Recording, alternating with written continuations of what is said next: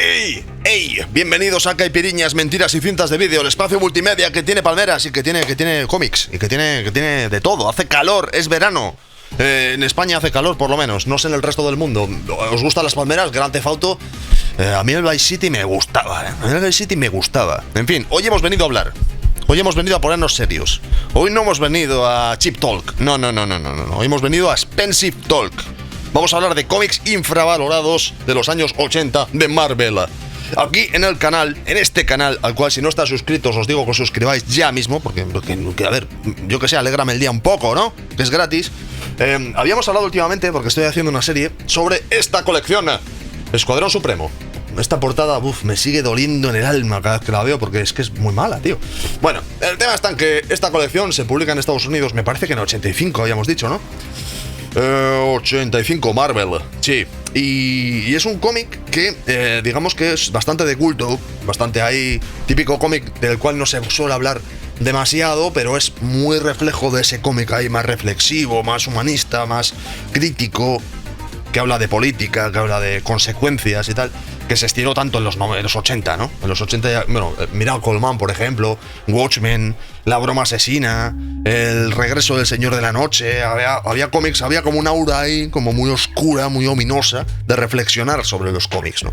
Ya no eran cómics para niños, coloridos y llenos de superhéroes con sonrisas y que creían en el capitalismo y en la libertad, sino que ahora teníamos, pues eso, era como que de pronto el psicólogo se había apoderado, ¿sabes? Del volante. Mira quién estaba conduciendo el coche. Y esta obra, hay gente que la llama el Watchmen de Marvel. Lo he utilizado de manera super clickbait en los vídeos, pues lo voy a seguir haciendo porque suena bien. Pero bueno, yo ya os digo que me parece un poco injusto con este cómic y porque tampoco se corresponde exactamente, pero sí que es una obra de Marvel publicada en los 80, 1985, como decíamos antes, que, bueno, a ver, cuando se habla de los 80 se suele hablar mucho de la época Jim Shooter, Jim Tirador, una vez más homenaje desde aquí porque la palmó esta semana. Y es la época, pues eso, Secret Wars, la época de, pues eso, Frank Miller en Daredevil, Walter Simonson en Thor, John Byrne en todo. John Byrne en todo, porque en los 80 hizo lo que le dio la gana en Marvel.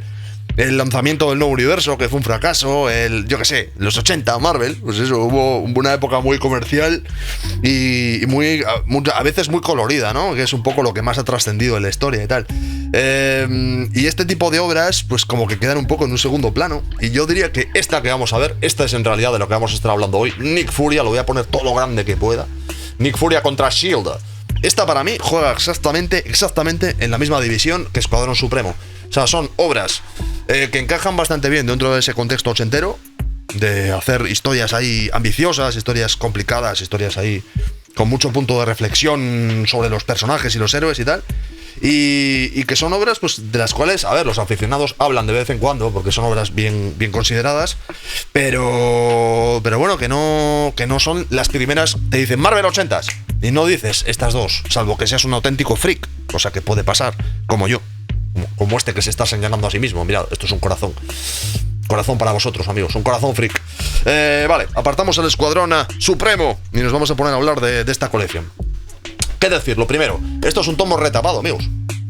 Esto es el típico tomo que con sobrantes de lo que no se había vendido, esto lo edita Forum, pues lo pegaban todo en un tomo y te lo vendían a un precio reducido, que en este caso 825 pesetas. Vamos a ver, era una maxiserie de 9 números que se vendió a 150 pesetas. Pues eso, 150 por 9, pues serían 450 por 3, ¿no? 3 por 4, 12, 1550. 1550 puede ser, sí, a la una, a las dos. Soy muy malo con las matemáticas. Pues al final, más o menos por la mitad del precio, te llevabas el tomazo. El tomazo. Lo que pasa es que esto se publicaba tiempo después de que hubiese salido a la colección, así que si tenías FOMO no te quedabas esperando que se retapase, que es lo mismo que pasaba con esto. Aparte de que nadie te garantizaba, que fuesen a sobrar suficientes números de las colecciones como para poder hacer tomos enteros que te pudieras comprar y coleccionar. Así que realmente, pues bueno, esto era como una especie de... Oye, si se vende, se vendió. Una manera de que la distribuidora no se comiese todos los sobrantes que se vendían y se retapaba. Bien, tiene una portada de Fernando de Felipe, que a mí siempre me ha roto a día de hoy. Si sabéis, si alguno de los que estáis viendo este vídeo sabéis por qué, comentadme. Yo no sé si es que le pidieron una portada para esta colección extra, si tenía una ilustración que estaba preparada para publicarse dentro del cómic que jamás se publicó y la acabaron reciclando en este tomo o qué. Lo digo porque es que esta portada de Fernando de Felipe es buenísima. Si os fijáis, Escuadrón Supremo le pusieron una portada ad hoc, que no sé por cierto de quién es, porque no está firmada, pero es horrenda, es absolutamente horrenda.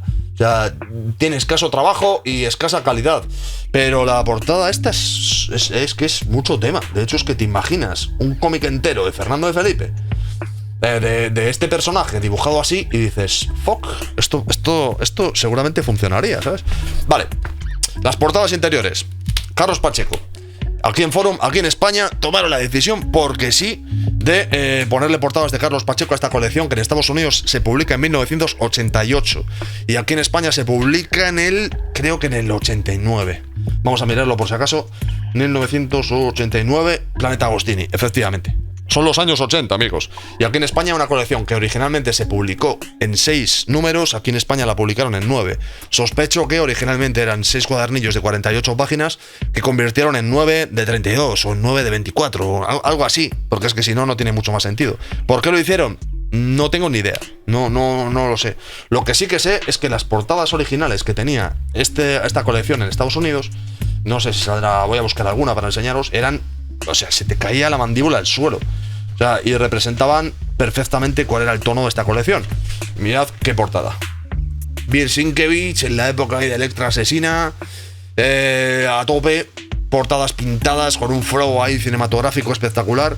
Y bueno, a ver, Carlos Pacheco hacía lo que podía con las portadas, pero es que él le daba un tono como de cómic de superhéroes, como un tono de un cómic más clásico, y en las portadas se reflejaba que había aquí un algo distinto, ¿sabes? En las portadas que habían salido originalmente en Estados Unidos, que eran todas pintadas, pues estaba Joe Yusko, estaba el propio Sienkiewicz, estaba Steranko, había una de Steranko también brutal, la primera. Me estoy saltando algunas porque estoy yendo un poco rápido, pero bueno, al final de todo creo que sale. Por ejemplo, mirad en portada, ¿sabéis? De lo que transmite esto que estamos viendo a lo que transmiten las portadas de Pacheco, pues bueno, se respeta mucho a Carlos Pacheco, pero aquí va a ver, bien porque le dieron trabajo y dieron pagarle por ello, entonces pues bien por Forum, pero decisión editorial un poco regular. Ahora, la historia, os voy a decir, ¿de qué va esta historia? En primer lugar, nos recupera a Nick Furia como personaje principal con S.H.I.E.L.D. de una serie, ¿vale? En 20 años. Llevaba mogollón de tiempo siendo un personaje recurrente de Marvel, que aparecía de vez en cuando en aventuras en revistas como la de Strange Tales y tal, pero no había tenido su propio título en bastante tiempo, y aquí es como que nos lo recuperaban en una trama principal. Y esta trama principal, ¿qué es lo interesante? ¿Qué es lo interesante realmente el asunto? ¿Qué es lo que trae? Pues os lo digo así rápido. Esto es Metal Gear Solid y Evangelion. Tal cual, y estaréis diciendo, Samuel, estás borracho, estás mamadísimo, le has estado pegando al ron y a las caipiriñas con todas estas palmeras. Y os digo, no. Esto, yo recuerdo, a mí me regalaron de niño uno de los números de esta colección, el anteúltimo. Yo era un niño, yo debía tener, pues eso, calcula, 8 años, algo así. Típico día que vas a acompañar a tus padres a comprar algo, a comprar prensa o un libro o lo que sea, y te dicen, pilla un cómic que te guste. Pues yo pillé este y dije, Nick Furia, ¿qué es esto? Pues venga, cómpramelo. Y me acuerdo de leérmelo. Esto se publica en España en el 89, o sea, yo debía tener 8 años cuando me leía esto. Y me acuerdo de empezar a leérmelo, ver que había una corporación que estaba hablando con unos ejecutivos, hablándoles de que había un plan para unificar a la humanidad y que íbamos a conseguir una ascensión a una capa superior de la existencia, y que tendríamos que hacer caso de aquí en adelante a los planes que tiene nuestra congregación, como si fuese algo ahí como un plan super secta. Y mientras tanto, en segundo plano teníamos en plan super dramático a los personajes peleando por intentar sobrevivir cuando se les había dado por muertos. Era como muy... Había un ambiente ahí como muy de ciencia ficción, ¿sabéis? Y luego a medida que te ibas leyendo el cómic te ibas dando cuenta de que había un trippy, tenían montado un trippy ahí muy complejo, muy complejo, un viaje mental muy complejo para ser un cómic de Marvel. Vamos a hablar un poco por orden, venga. Vamos a hablar un poquito por orden. Nos encontramos nada más empezar, ¿vale? A Nick Furia, dirá Nick Furia. Que bueno, se ha caído el helipuerto, se llama algo así, o sea, una de estas naves volantes, una de estas bases volantes de S.H.I.E.L.D., pues venimos de alguna historia precedente en la cual pues las tecnologías de S.H.I.E.L.D. han fallado, y resulta que estos puertos volantes que tiene S.H.I.E.L.D. tienen un poco de bullshit tecnológico, amigos. Tienen unos núcleos energéticos que deben funcionar con energía nuclear y son potencialmente peligrosísimos porque se pueden utilizar como armas atómicas. Metal Gear Solid. Vale, pues así es como empezamos la historia, ¿vale? Empezamos con un grupo especial, con Nick Furia liderando, que están bajando a las profundidades de donde sea que esté este aparato y se están metiendo dentro de la nave para intentar recuperar el el núcleo energético que como siempre está a punto de explotar y todo súper dramático y misterioso. Y bueno, en este contexto, pues vale, como veréis, peligro nuclear, pánico máximo, los personajes se reflejan, los personajes hablan, se nos transmite una cierta sensación, que es algo que está muy transmitido en este cómic, que está muy reflejado, de una cierta sensación de decadencia. Como de sensación de... como si S.H.I.E.L.D. ya hubiese pasado su época gloriosa y ahora estuviese en una época como de... como esto, como de desgana, ¿sabes? Como si fuese una... en plan de, bueno, nosotros ya fuimos todo lo buenos que éramos, que podíamos haber sido, y ahora ya simplemente es como que somos una agencia obsoleta, ¿sabéis? Que está en horas bajas y demás. Está muy transmitido en este cómic. Bueno, la cosa es que rescatan el famoso núcleo, ¿vale? Pero al final el núcleo acaba siendo secuestrado por nuestros amigos, pues eso, nuestros amigos políticamente correctos, favoritos, que son los de Hydra, que aparecen con su tremenda nave, ¿vale? Siempre tienen que estar por ahí. Y bueno, finalmente el asunto está en que, en medio de tremendísimos dramas, disparos, muertes, destrucciones, agentes que luchan y demás, pues que se acaban llevando con un rayo de esteranco, de energía esteranca, se llevan el famoso núcleo, ¿vale? Y en medio de todo este dramatismo, pues a Quatermain, que es uno de los personajes secundarios por excelencia de Nick Furia, ¿no? Se lo cargan. Esto es un momento de dramatismo para los aficionados.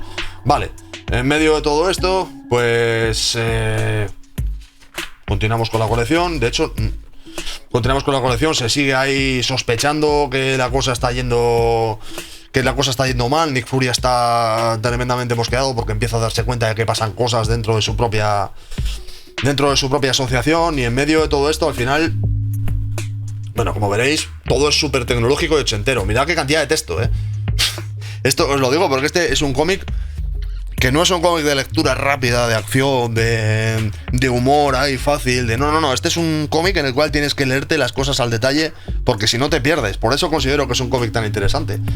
Además tiene mogollón de tecnología bullshit. Esto, lo que os decía antes de Evangelion, en serio, la tecnología que se utiliza aquí, ese rollo de bases para la protección del mundo y conspiraciones tecnológicas y empresas y corporaciones que compiten entre sí por el control y para intentar llevar a la humanidad al siguiente paso, y gente que trabaja para agencias que se han quedado obsoletas. De verdad que hay una conexión que no me la estoy inventando exactamente. El tema está en que, bueno, que en un momento dado empiezan a pasar cosas extrañas dentro de S.H.I.E.L.D. Vemos que en segundo plano hay gente que está conspirando por el poder y demás, y a Nick Furia llega un momento en que la arrinconan. Voy a ir pasando páginas porque no sé si ha llegado ya ese momento. ¿Veis? Una vez más Evangelion, el comité en la sombra que está hablando de cómo vamos a resolver el futuro de esta agencia, cómo vamos a resolver el futuro del mundo y demás. Bueno, vale, el tema está en que un poco aquí se va creando, y se crea muy bien en este cómic, una sensación de paranoia. Aquí están tomando las decisiones, ¿no?, de lo que van a hacer en el segundo plano. Se crea una sensación de paranoia de que de repente todos los compañeros de S.H.I.E.L.D. de Nick Furia empiezan a traicionarlo. Empiezan como a apartar a Nick Furia, ¿vale?, de una especie como de misión principal que ya tienen entre sí. Vale, y aquí pues, son los personajes de Nick Furia de toda la vida, pero llega un momento en el cual pues Nick Furia tiene que huir porque si no, pues que lo van a detener. Vale, esto nos lleva a una parte de la historia súper interesante, en la cual Furia está paranoico porque dice, no puede ser que mis amigos, ¿qué les ha pasado a mis amigos y a mis compañeros para que hayan cambiado de actitud de esta manera, ¿no?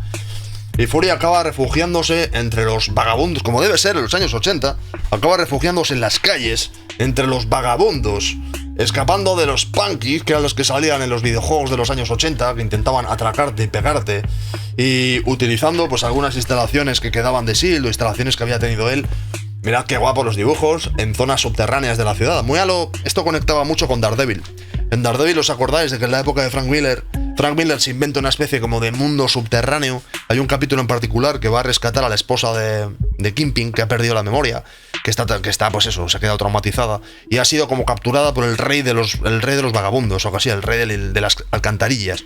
Y existe un mundo, nos hablan de que existe un mundo subterráneo bajando varios niveles, en el cual pues hay una jerarquía y demás, ¿vale? En este caso se nos habla de cómo Nick Furia, para poder escapar de S.H.I.E.L.D., que tiene ojos en todas partes, básicamente es la super CIA o la super KGB, pues acaba encontrando algunos de sus refugios privados que tiene en zonas aisladas, y ahí es donde el hombre piensa, a ver, ¿cómo voy a salir de esta? ¿Qué está haciendo S.H.I.E.L.D., que es tan extraño? ¿Con quién puedo contactar que me ayude y demás, ¿no? En esta primera parte de la historia es muy interesante porque se nos va dando muy bien. Bob Harras lo hace muy bien, por cierto. Bob Harras es el guionista y Paul Neary es el dibujante. Bob Harras, curioso porque acabó siendo editor en jefe de Marvel. Aquí era medio ejecutivo, medio guionista. Y en esta primera fase de la historia está muy bien porque por un lado nos están hablando de cómo Nick Furia puede intentar conseguir ayuda, está pensando a quién puede pedirle ayuda, y por otro lado nos narra muy bien cómo desde dentro de S.H.I.E.L.D. van como dando pasos adelante, bloqueando las posibilidades de que Nick Furia pueda ser alguien a quien ayudar, y reforzando la idea de que Nick Furia es un traidor y que es un paria y que es alguien a quien hay que detener porque es súper importante, ¿no? Esto es la primera parte de la historia, que a mí me parece que es impecable. O sea, hasta aquí el cómic me parece que mantiene su aura de misterio, con esa sensación de traición constante y de todo se ha ido al infierno y se está arruinando, se mantiene con una tensión excelente. O sea, el concepto que os decía antes, hay un momento en el cual se hace mención a los superhéroes, como que Nick Furia podría pedir ayuda y tal, y rápidamente el guionista nos corta con buenos argumentos, dando a entender que no, que aquí no va a haber superhéroes, que nadie va a ayudar a Nick Furia, porque esto va de políticos y esto va de movidas de conspiranoicas y demás. Y bueno, a medida que vayamos pasando la historia, ahora sí voy a avanzar un poco porque si no el vídeo queda muy largo, iremos descubriendo que esta conspiración, evidentemente a partir de aquí, super mega ultra spoiler. Si quieres leer este cómic, yo no sé si vería el resto del vídeo. Bueno, a medida que va avanzando la historia, se nos empieza a hablar de que en realidad los amigos y la gente de S.H.I.E.L.D. no son la mayoría de ellos humanos, idea que no es precisamente novedosa porque ya había sido hablado de antes, que eran los simulacros dotados de vida o algo así, ¿no? Puede ser SDVs o algo así se llaman. Hay una mezcla de agentes que están siguiendo órdenes porque es jerarquía militar, y por otra parte hay en los altos cargos sustitutos de las antiguas personas que han sido cambiadas por réplicas, y estas réplicas trabajan para un sospechoso y extraño proyecto. Es como que existe un extraño proyecto que se nos va manteniendo en la sombra durante la gran mayoría de la historia, que es quien está realmente creando esta gran conspiración, ¿no? Que existe, que hasta el final no sabemos exactamente de qué trata. A medida que nos vamos acercando al final de la historia, es cuando se nos habla de la empresa Roxxon. La Roxxon es una empresa que es un poco una empresa recurrente cuando se quiere utilizar una crítica a las malas prácticas del mundo industrial, y cuando se habla también de historias medioambientales y demás. La Roxxon suele ser un recurso en Marvel súper utilizado, ¿no? Eso nos habla que desde dentro de Roxxon, utilizando un poco la estructura ejecutiva que hay, existe un proyecto, se llama el Proyecto Delta, que está hecho en conjunción con el gobierno, mediante el cual están haciendo teóricamente un proyecto de defensa y demás, que después, a medida que vamos avanzando en la historia, nos vamos dando cuenta de que en realidad es como una especie como de secta que se han montado, que está liderada por este tío que se parece a Lex Luthor en principio, que convierte la historia en Evangelion. O sea, os lo cuento así un poco rápido para que no se haga el vídeo demasiado largo. Descubrimos que este tipo en realidad es un simulacro dotado de vida, era uno de estos primeros simulacros de primera generación, que en un momento dado de la historia adquiere conocimiento de sí mismo, adquiere conciencia, es decir, pasa de ser simplemente una réplica de seres humanos creíble a ser un ser que reflexiona sobre la naturaleza de su vida, que reflexiona sobre la muerte, reflexiona sobre la existencia y demás, ¿no? Y monta desde dentro de S.H.I.E.L.D. una conspiración para intentar perfeccionarse a sí mismo. Una cosa que tienen los simulacros estos de vida, los pseudo seres humanos, es que son, aparte de que no son 100% humanos, no tienen autonomía ni voluntad ni demás, es que tienen un ciclo de vida que se corta, no tienen una vida completa como un ser humano, mueren antes. Y aquí una de las cosas que se hablaba es que estaban constantemente intentando investigar para estirar la cantidad de vida que puede tener un ser sintético y sustituir a los seres humanos por seres sintéticos como si fuese un modo de vida superior. Sí. Vale, ¿cuál es la cosa? Que para poder conseguir ese ser sintético perfecto necesitan a Nick Furia. ¿Por qué? Porque Nick Furia, como ya sabréis, es un personaje que su longevidad, es un tío que estuvo en la Segunda Guerra Mundial, quiero decir, es un tío que ha estado, es un personaje antiquísimo. Es porque le dieron un suero del super soldado parecido al del Capitán América, y eso es lo que le da, alteró su ADN y todo ese bullshit científico, y es lo que le da esa longevidad. Entonces, reutilizando el ADN de Nick Furia, pretendían combinarlo con la fórmula que habían hecho de seres humanos sintéticos y convertir así a todo el mundo en seres humanos sintéticos y llevar a la humanidad a la siguiente fase y demás, ¿no? A eso se le denomina ascensión. Y en la parte de la historia en la cual sucede eso es una evangelionada, o sea, es Evangelion. O sea, se llevan a todos a Roxxon, a una sede de Roxxon, donde les dan a todos una charla básicamente que parece una secta. Y al final, después de haberlos convencido, se nos habla de cómo mantienen esto. Esta secuencia es genial.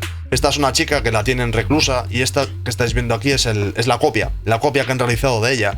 Se nos habla cómo se refleja la voluntad de la chica con la voluntad que tiene la copia que han creado vinculándola. Y la chica dice que cuanto más viva está la copia, más muerta está ella.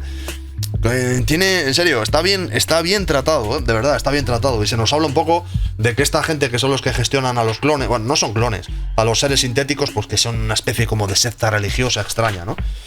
Vale, el tema está en que al final de este capítulo llegará un momento en el que se nos hablará que un poco el foco, el lugar donde el centro, pues eso, el centro neurálgico de la operación es un satélite de S.H.I.E.L.D., que es un satélite del cual este clon original, que es un poco la cabeza pensante del proyecto, se apoderó y desde el cual está generando el proyecto, ¿no?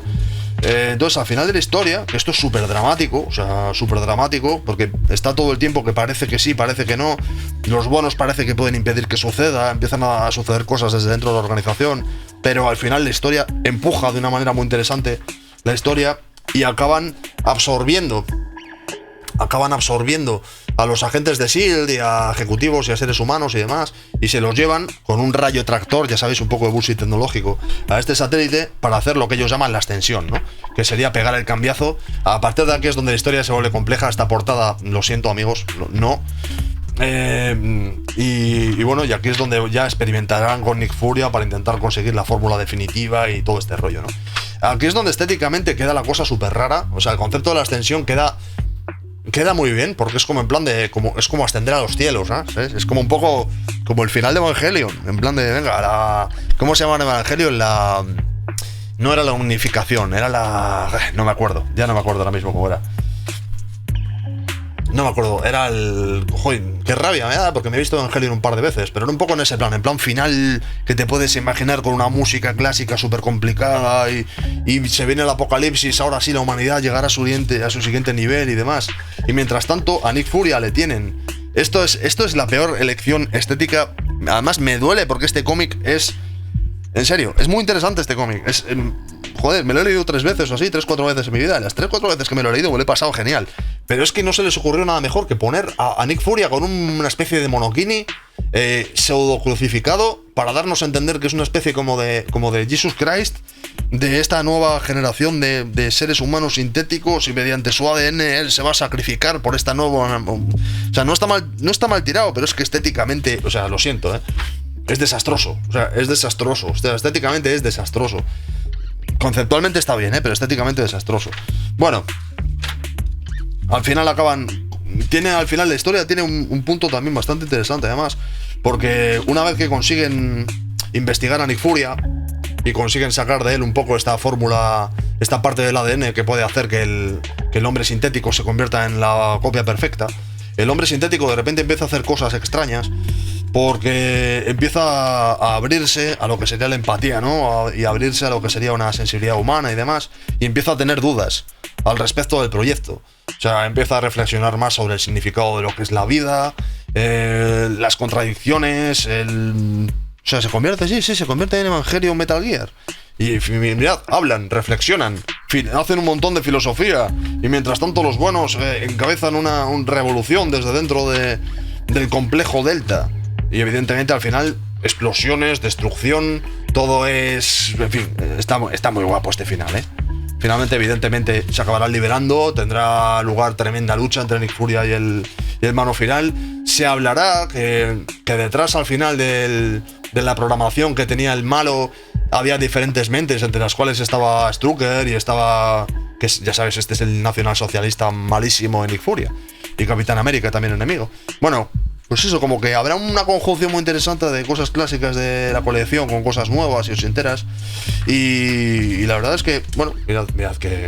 Spoiler en la portada, por cierto, ¿eh? Y al final lo que habrá será una especie ahí como de gran explosión, como de todo se va al infierno y nuestros agentes de S.H.I.E.L.D. acaban regresando. Y es como apagar las luces, ¿sabes? Es como al final S.H.I.E.L.D. se ha traicionado a sí misma, hemos estado a punto de arruinar a la humanidad. Los hombres sintéticos que nosotros creamos que al principio eran un chiste dentro de la propia colección o eran un recurso narrativo, se acabaron convirtiendo prácticamente en una religión. Muchos de los personajes, por ejemplo Quatermain de la colección, se acaban convirtiendo en seres sintéticos que acabarán siendo rescatados en la cole y que piensan y que tienen ideas y demás. Muy interesante, hay cosas que no he podido desarrollar en este vídeo porque si no hubiese quedado larguísimo. Mola mucho, por ejemplo, el concepto de que los hombres sintéticos tienen un ciclo de vida y a partir de ahí los reencarnan. Pero cada vez que los reencarnan pierden una parte de los sentimientos y de las memorias que tenían anteriormente, dando a entender que cada vez que se hace una reencarnación es como si fuese una fotocopia de la anterior vida que se había tenido, y a medida que se van haciendo fotocopias se degrada el ser humano hasta el punto de que acaban siendo inertes, ¿no? Que era un poco por lo que necesitaban el ADN de Nick Furia. Esta historia, si le diesen un par de toques y le hiciesen como una película seria, una película compleja, una película con potencia, quedaría un peliculón espectacular. Tristemente, el mismo equipo creativo posteriormente arrancaría la serie regular de Nick Furia y bajaría el listón, bajaría mucho el listón. Me acuerdo de, hace no mucho además, de leérmela a ver si mantenía el ritmo de esta serie, porque de verdad que esta serie yo la reivindico un montón, ¿eh? Y bueno, no estaba mal, a ver, se le leía, era entretenido y tal, pero ya no era esto, ¿eh? Sale Tony Stark, por cierto, aquí también, sí. Bueno, como veréis, el Castigador, el Punisher, insistían con él en Marvel, ¿eh? Ya os digo, esta serie, si tenéis la oportunidad de leerla, si tenéis curiosidad ochentera, si os gusta el personaje de Nick Furia, si os gusta este perfil de historia ahí ominosa y demás, underrated total. En fin, ¿qué os ha parecido? ¿La habéis leído? ¿No la habéis leído? ¿Os parece que he destrozado la colección con este vídeo? ¿Os ha gustado? ¿No os ha gustado? ¿Lo he hecho bien? ¿Lo he hecho mal? ¿Tenéis sugerencias para vídeos que podamos hacer en un futuro? ¿Sueños? ¿Pesadillas? Yo qué sé, sueños de posible reencarnación y ascensión a un plano de existencia superior mediante la réplica de nuestra propia naturaleza humana? Ponedme en comentarios la viñeta esta de los tíos estos. Esta viñeta, joder, yo esto lo leí de crío y esta es la típica viñeta que la ves y dices, joder, me acuerdo exactamente de la cara de what the fuck que se me ponía de crío viendo esto, tío. Me sigue pareciendo brutal, ¿eh? A día de hoy me sigue pareciendo, muchos años después, me sigue pareciendo muy, muy bueno. Ponedme en los comentarios cualquier cosa que se os ocurra, que ya sabéis que ahí es donde es lo mejor. Me gusta, me encanta, no me gusta. No me gusta. No, mal. Violencia contra el no me gusta. Es suscribirse, yo que sé, ya os lo he dicho antes, pero suscribíos, que así me hacéis felices. Y compartid, que seguro que hay alguien que está necesitado de esto, de ley, de orden, de investigaciones, espionaje, mirad qué portadas. Me sigue pareciendo que la decisión que tomó Forum con las portadas regular. Esto podría haber sido la portada de cualquier videojuego de Metal Gear ahí de la primera generación de los 80 y hubiese quedado muy bien. Pero bueno, eso ya es otra conversación. Necesito 2 palabras para despedirme que van a ser Nick Furia. Nick Furia. Lo he dicho, ¿no? Sí, entonces, venga, va, nos vemos.